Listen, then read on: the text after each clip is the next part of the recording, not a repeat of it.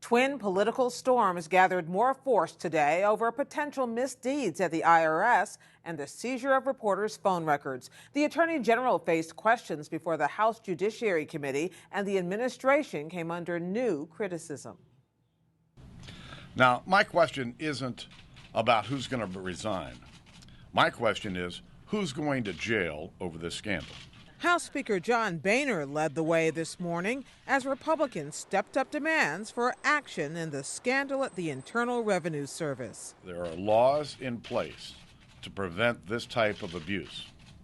Someone made a conscious decision to harass and to hold up these requests for tax-exempt status.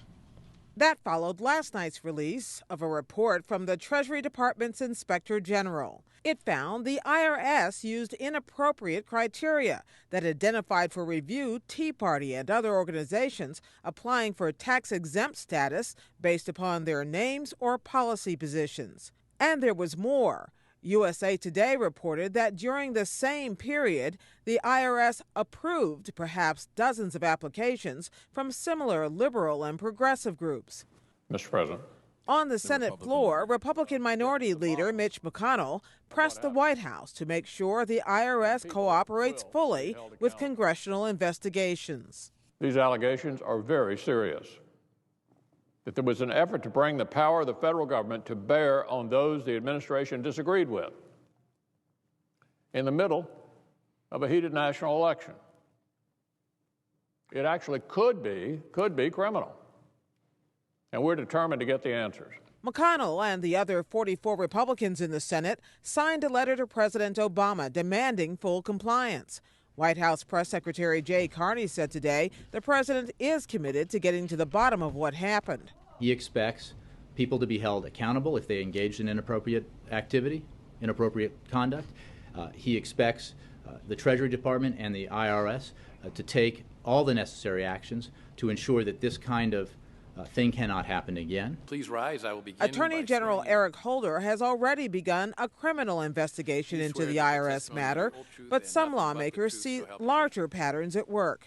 Republican Congressman Steve Chabot of Ohio. I believe there's been a pattern by this administration in not taking responsibility for failures, avoiding blame, pointing the fingers in somebody else's direction. Would you agree with that? No. I thought you might say that. I think a lot of people do, including myself, and I think a lot of members of this committee, and we might be divided, obviously, but these are very significant things which have occurred here, and I would strongly encourage this administration to get out front, get all the facts out, let the chips fall where they may. I would agree with that last part of your statement. It is one of the reasons why I ordered the investigation last Friday, and I can assure you and the American people that we will take a dispassionate view of this. This will not be about parties. This will not be about ideological persuasions. Anybody who has broken the law will be held accountable. Still, House Republicans have frequently accused Holder of stonewalling their investigations, even citing him for contempt.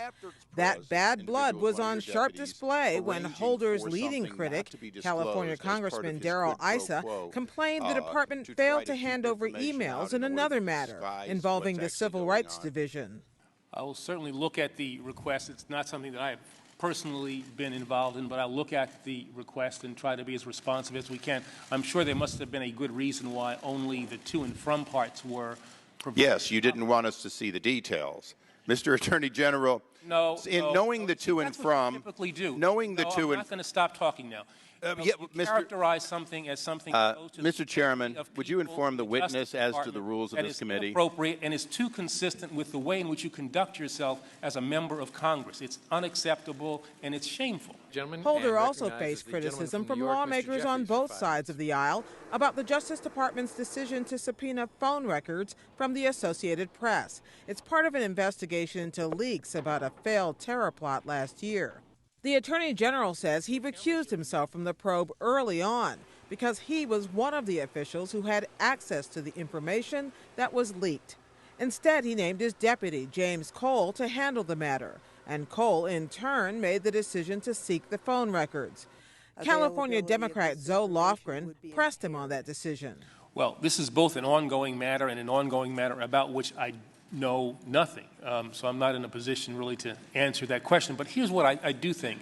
I do think that at the conclusion of this matter, and when I can be back involved in it, that given the attention that it has generated, that some kind of after-action analysis would be appropriate. But it seems to me the damage done to a free press is